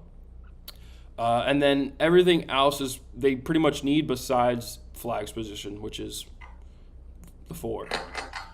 So who do the Mavericks get? I mean, Kingston Flemings could make sense here. Obviously, play for Houston. He won't have to move too far to Dallas. And this is barring Kyrie leaving, but we know Kyrie's still. Even though if Kyrie stays, he's still a 2 guard. I do think Kyrie's going to leave though. I think they're going to end up trading Kyrie. They have Klay Thompson still on the roster, PJ Washington, Najee Marshall. Man, that's pretty much all the relatable names that we know. Derek Lively, who's always injured. I think they go Kingston Flemings here. Now I'm really looking at the roster. Yeah, I think Houston Flemings makes the most sense, but to me, I think they keep Kyrie. It's just Kyrie's just one of those players that who just likes to hoop. So I don't care. I don't think he cares about being on a winning championship team. Don't get me wrong. I could see wake up one morning and say talks are getting serious between them and another team, and Kyrie's going to be gone in a couple hours. I could definitely see that. But just for this case, if Kyrie stays, I think they go. I think they go with Braden Burries. If Kyrie stays, if Kyrie goes, they go with Keaton Flemings. So in this case, I think You mean Braden Burns. if Kyrie leaves, they go Burries, right? No, Kyrie. If Kyrie leaves, they go Flemings. If Kyrie stays, they go Burries. Why would they get Burries though? Kyrie's a shooting guard. Burries is a shooting guard. But positional, so Burries is more of his body type is more of a two guard. Then Kyrie would be more body type point guard. Now you have two basic shooting guards playing 1 and 2. You need the most shooting around Cooper Flag. Let's be honest. He controls the mid range to the post. You need all the shooting you get. Keeson Fleming, he's not the best shooter right now. So Burries can stretch the floor, and Burries also gives you the type of, if we're building around Cooper Flag, we need a nonchalant, do it all scorer. That's Braden Burries. You need that Jaden Williams that's on the Thunder. Just a two guard who just, you didn't think he had it, but he gets buckets. He gets the Baja. And I can see in a world where Braden Burries has flashes of Dylan Harper type impact right away. I think you just take that over the high upside Keaton Flemings. I would prefer that for them too. Yeah, so like Keaton Flemings, if Kyrie's gone, you take him just because you need that bona fide point guard. But let's not forget, the Mavs they're not close to contention. Next year, draft class has way more guards. You might get your hands on Jordan Smith Jr. after he has a breakout season next year. So, and we all know about the new lottery next year. Go ahead and take a shooter that you know is going to be good no matter what. Braden Burries either can be your starting two guard or he can be a 6-man for the next 20 years. You take the known talent. Keaton Flemings, I think he's going to be good, but there's a high chance he turns out to just be very athletic and. Kira Lewis. Not even that. That's my floor for Kingston, by the way. I have him as a Kira Lewis. I think his Fleming's highest potential. He's Milwaukee Bucks Brandon Knight. That's a good comp, yeah. Lowest floor, but still in the league. He's probably ends up being like. I can't even see a world where everything works right. He ends up being another Anthony Simmons, just a scorer. He's good on the have on your team, but are you really going to build around him? I don't know how to feel about Keaton Flemings. He showed me a lot of dog on him, but.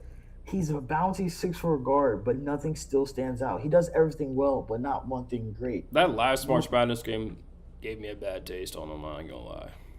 And when, at least with Burries, I know 3-level scorer. He might not be the best defender, but I give him the ball. He's going to find a way to get to the bucket. He's also a year older than a lot of these other kids, which actually might be beneficial when you're going to a team that's, another man's team, as in Cooper Flag. Burries is 19. Me, I think they go with Burries. I think it makes the most sense. Okay. All right. Yeah. I mean, Burries or Flemings, I think, is probably going to be the pick between the two. You can make a case for either. If I'm the Mavs, I prefer Burries, 100%. I prefer Burries. You guys already know he's number 7 on my top big board. So we'll go Burries. He averaged 16 points. 2.4 assists, 5 rebounds on 50% shooting. He's going to get drafted by the Dallas Mavericks. He's 6'4", 205, 19 years old. Obviously played with Bryce in them. All right, so the Mavs, they take Burries with the 10th overall pick. And from what we're hearing, the Bucks are going to have multiple first-round picks in this draft after they trade Giannis. Which, by the way, if they trade Giannis, that's less than a week they have to do it. Thinking about it now. No.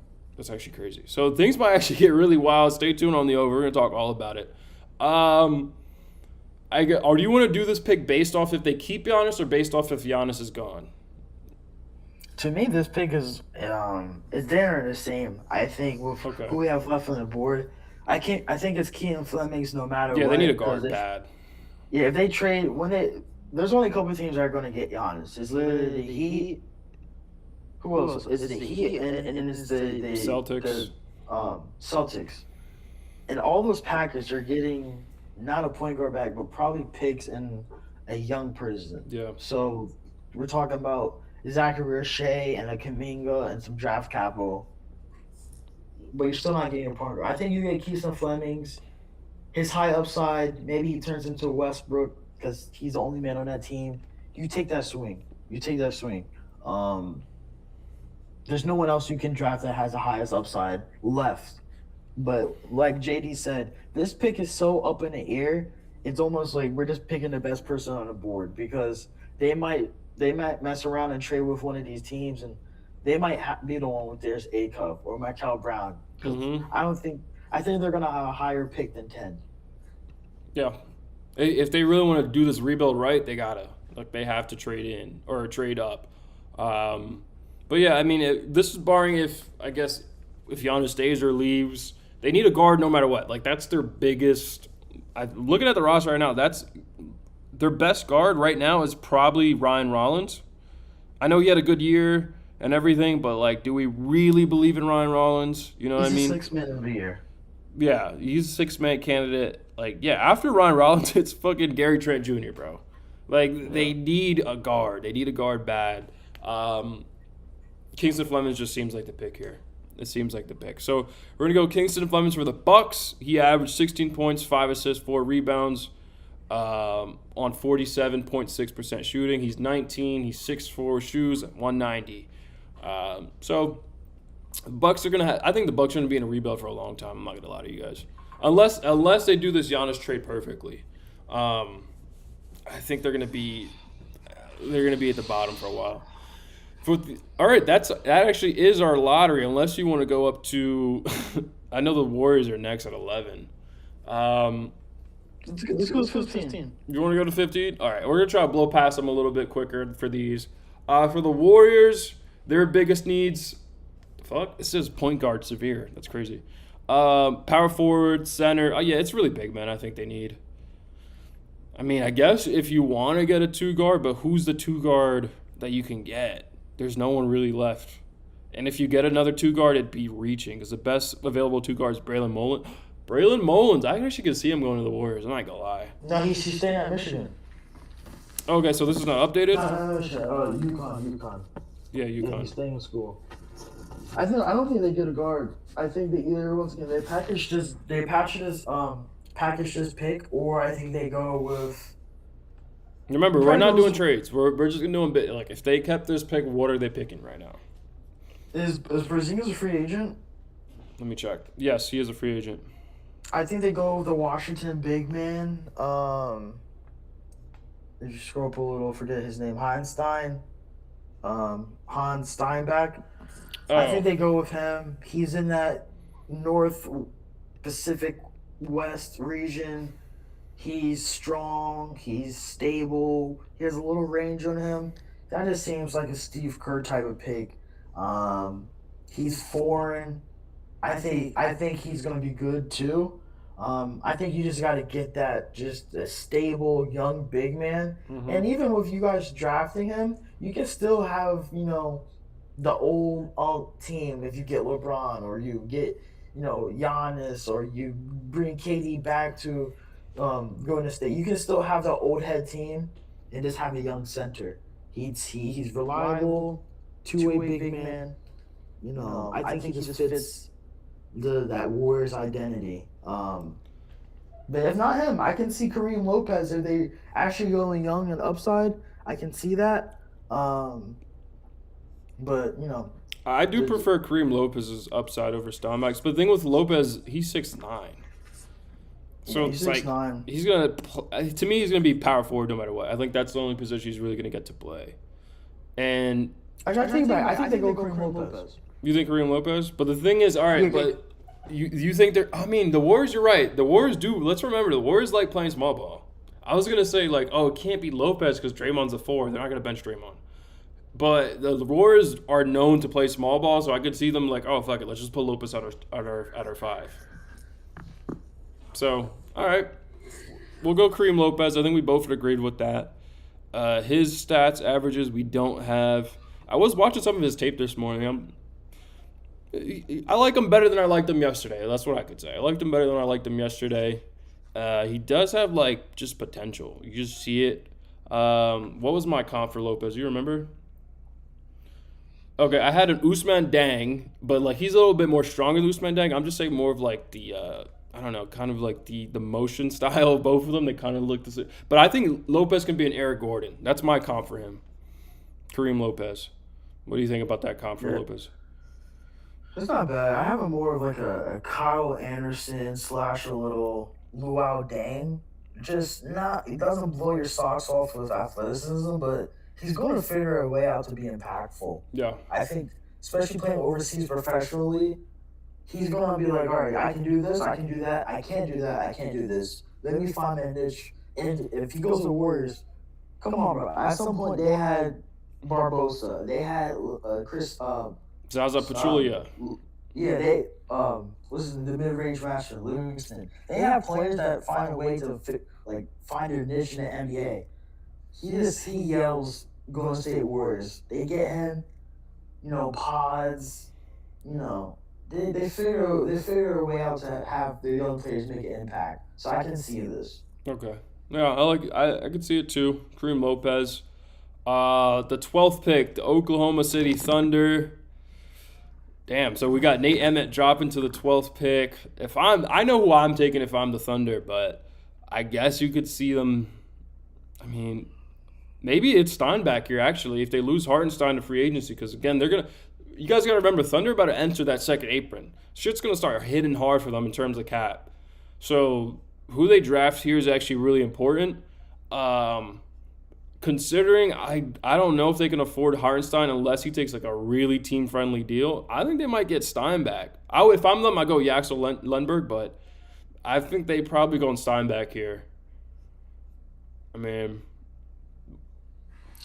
yeah, I can see that, but then you have two really young bigs, man, both of them don't know what to do with Giannis. I already can tell that. To me, I think they go highest potential. They need to take a swing. They have all these picks, and this is the year to take a swing for the highest, boom. Because say they take JD, if they take a swing, because we both agree they can afford it. They have picks out the wazoo. They just came off of conference finals. They have their big three already. They need a swing where, damn, we just hit on this. I know we just got eliminated, but we're back as a favorite. Mm-hmm. To me, you got to go Nate Emmett.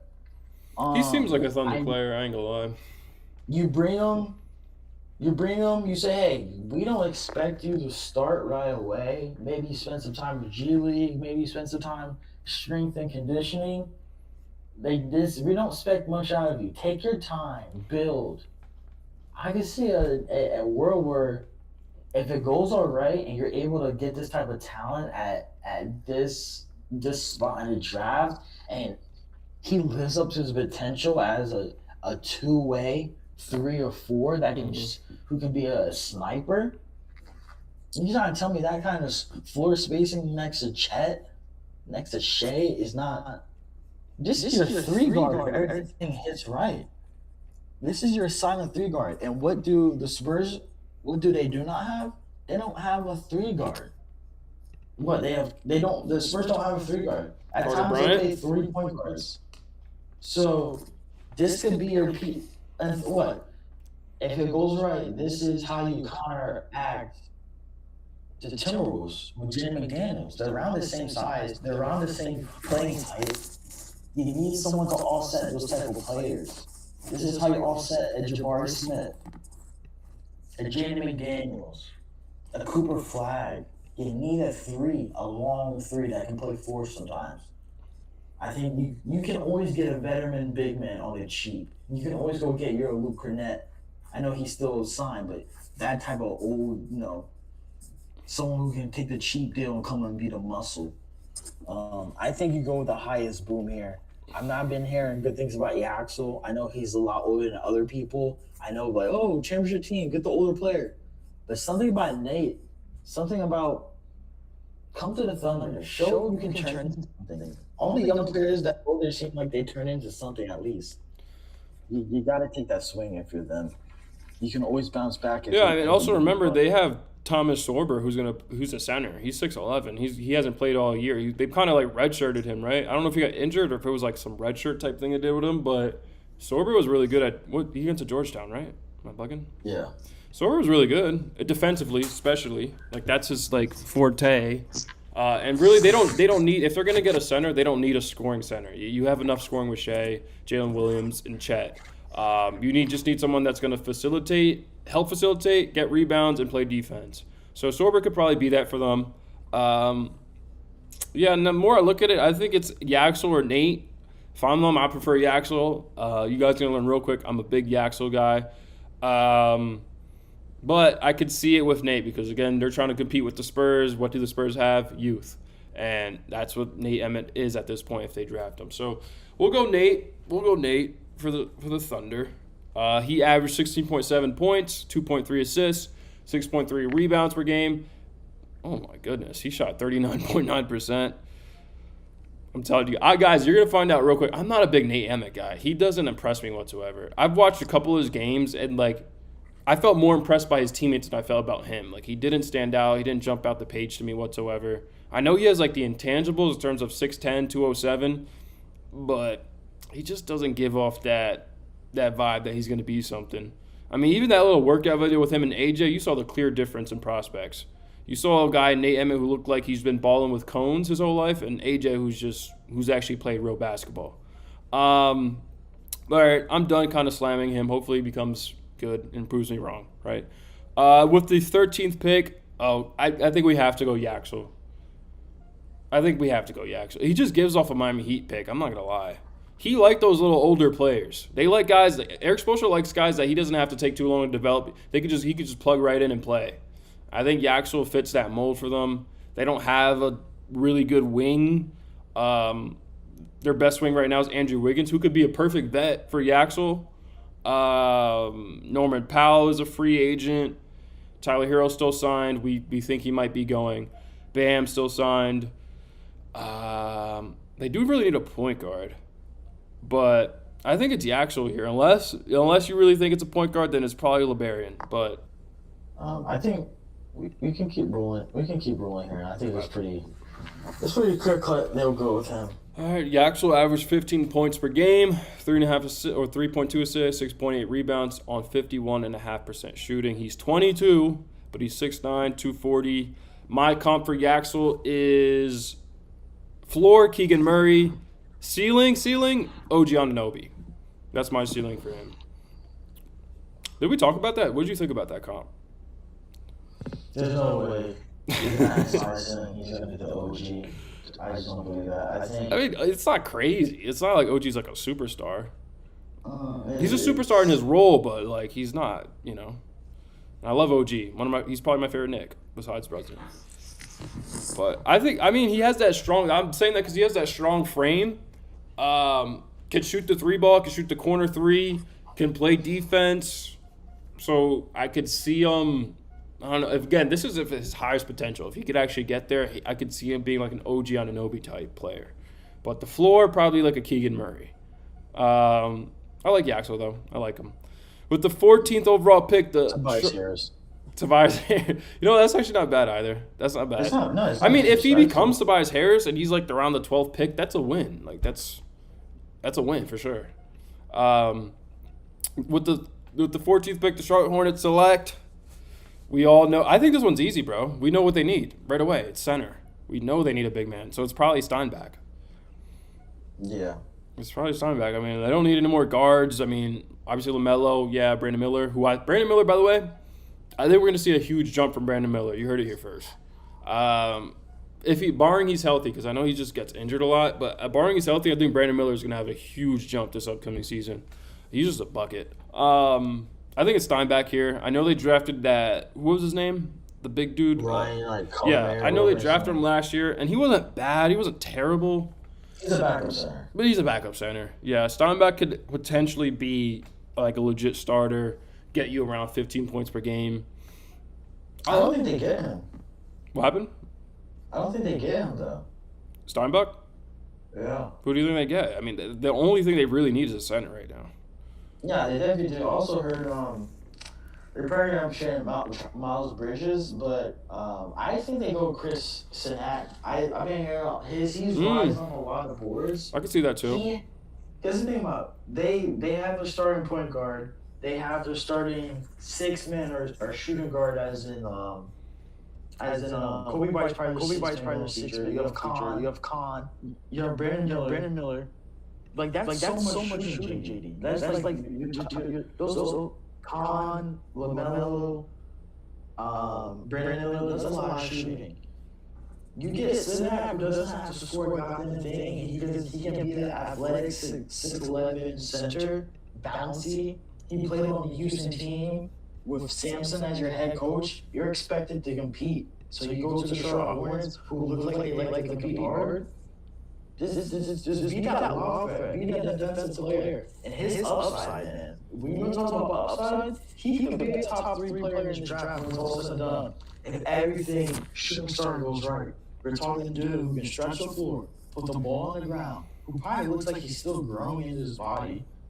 We're talking about his highest ceiling. We're talking about defensive player of the year, Triple J, with a little bit more dog in him. I think that's a high comp. That is a high comp. Yeah, I could see it because also, I mean, they probably would be afraid if Steinbeck turns into another Ryan Kalkbrenner. Like, yeah, it's redundant. Yeah, it seems a little redundant to get him. His comp is Senec's comp is Jaren Jackson Jr., Evan Mobley. He's not going to beat Evan Mobley. But Al Horford, his ceiling's an All-NBA. His floor is a starter. Yeah, I could see it. I mean, I don't think Moussa Diabate is that bad, but he's just like a defensive center. If he's backup to me. Yeah, but Senec is also not the best shooter also. But he's so young. He's still growing. His shooting motion is not terrible. It's just he just seems like a kid who just needs more time shooting. Yeah, he's 19. Yeah, I like that pick. I would actually prefer Senec over Steinbeck. Not that I think Steinbeck's gonna be bad or anything, but I'd like his upside better for Senec.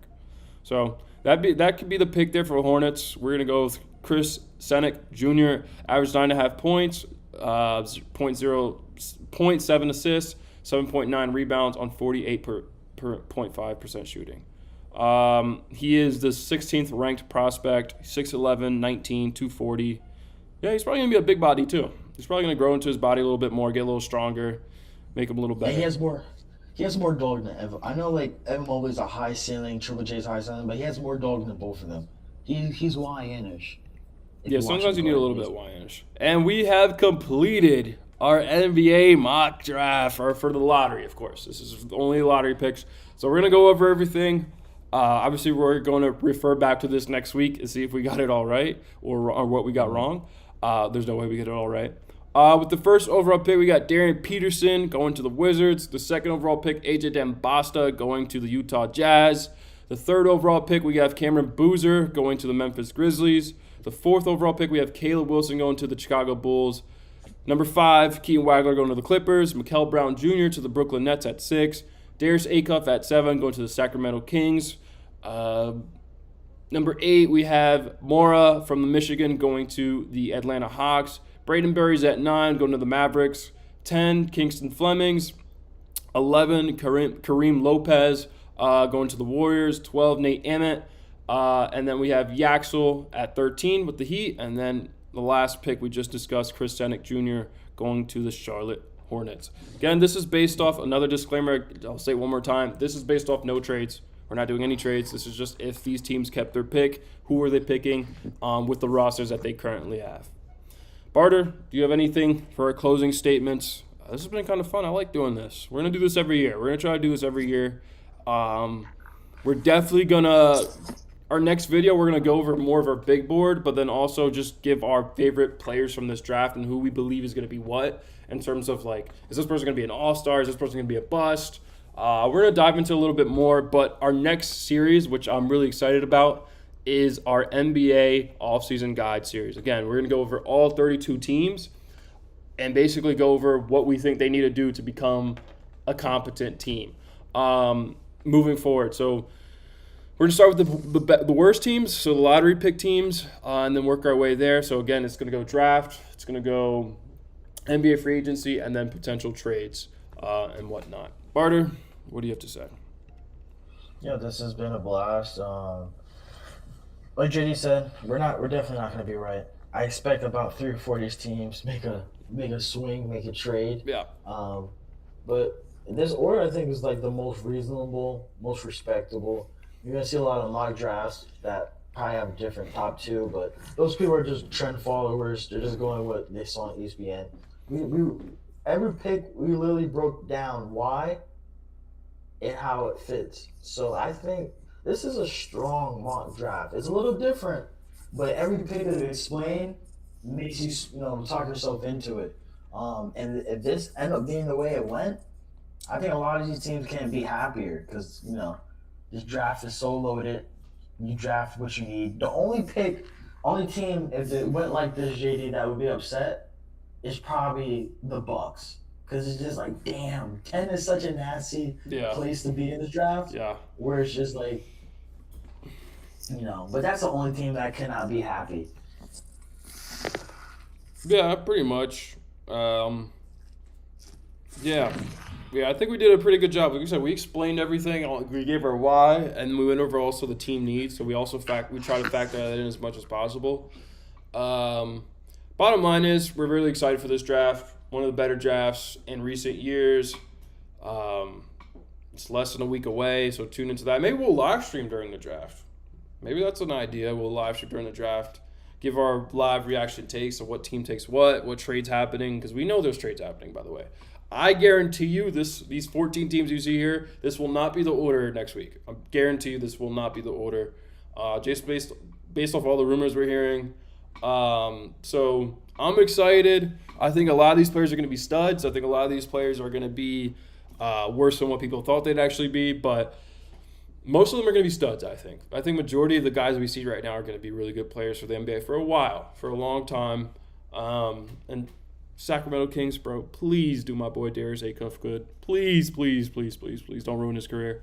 Because I'm rooting for him. And then I'm rooting for you guys. If I'm rooting for Darius Acuff, I'm rooting for you guys. So, yeah, Barter, anything, closing statements, anything you want to tell the stream? No, we'll see you. We'll see you guys. Probably we're gonna stream before next week. Because we started serious, but I'm excited for the draft next week. And stay tuned. Make sure you like, you comment, subscribe. You tell a friend. They tell their friend. Tell your girlfriend. Tell your mom. Tell your dad to subscribe. Watch the streams and make sure you get over to the TikTok. We do have the over Twitter launching soon. Be tuned for that. TikTok's up here, by the way. TikTok, YouTube. Once that drops, you guys are going to see a lot of sources.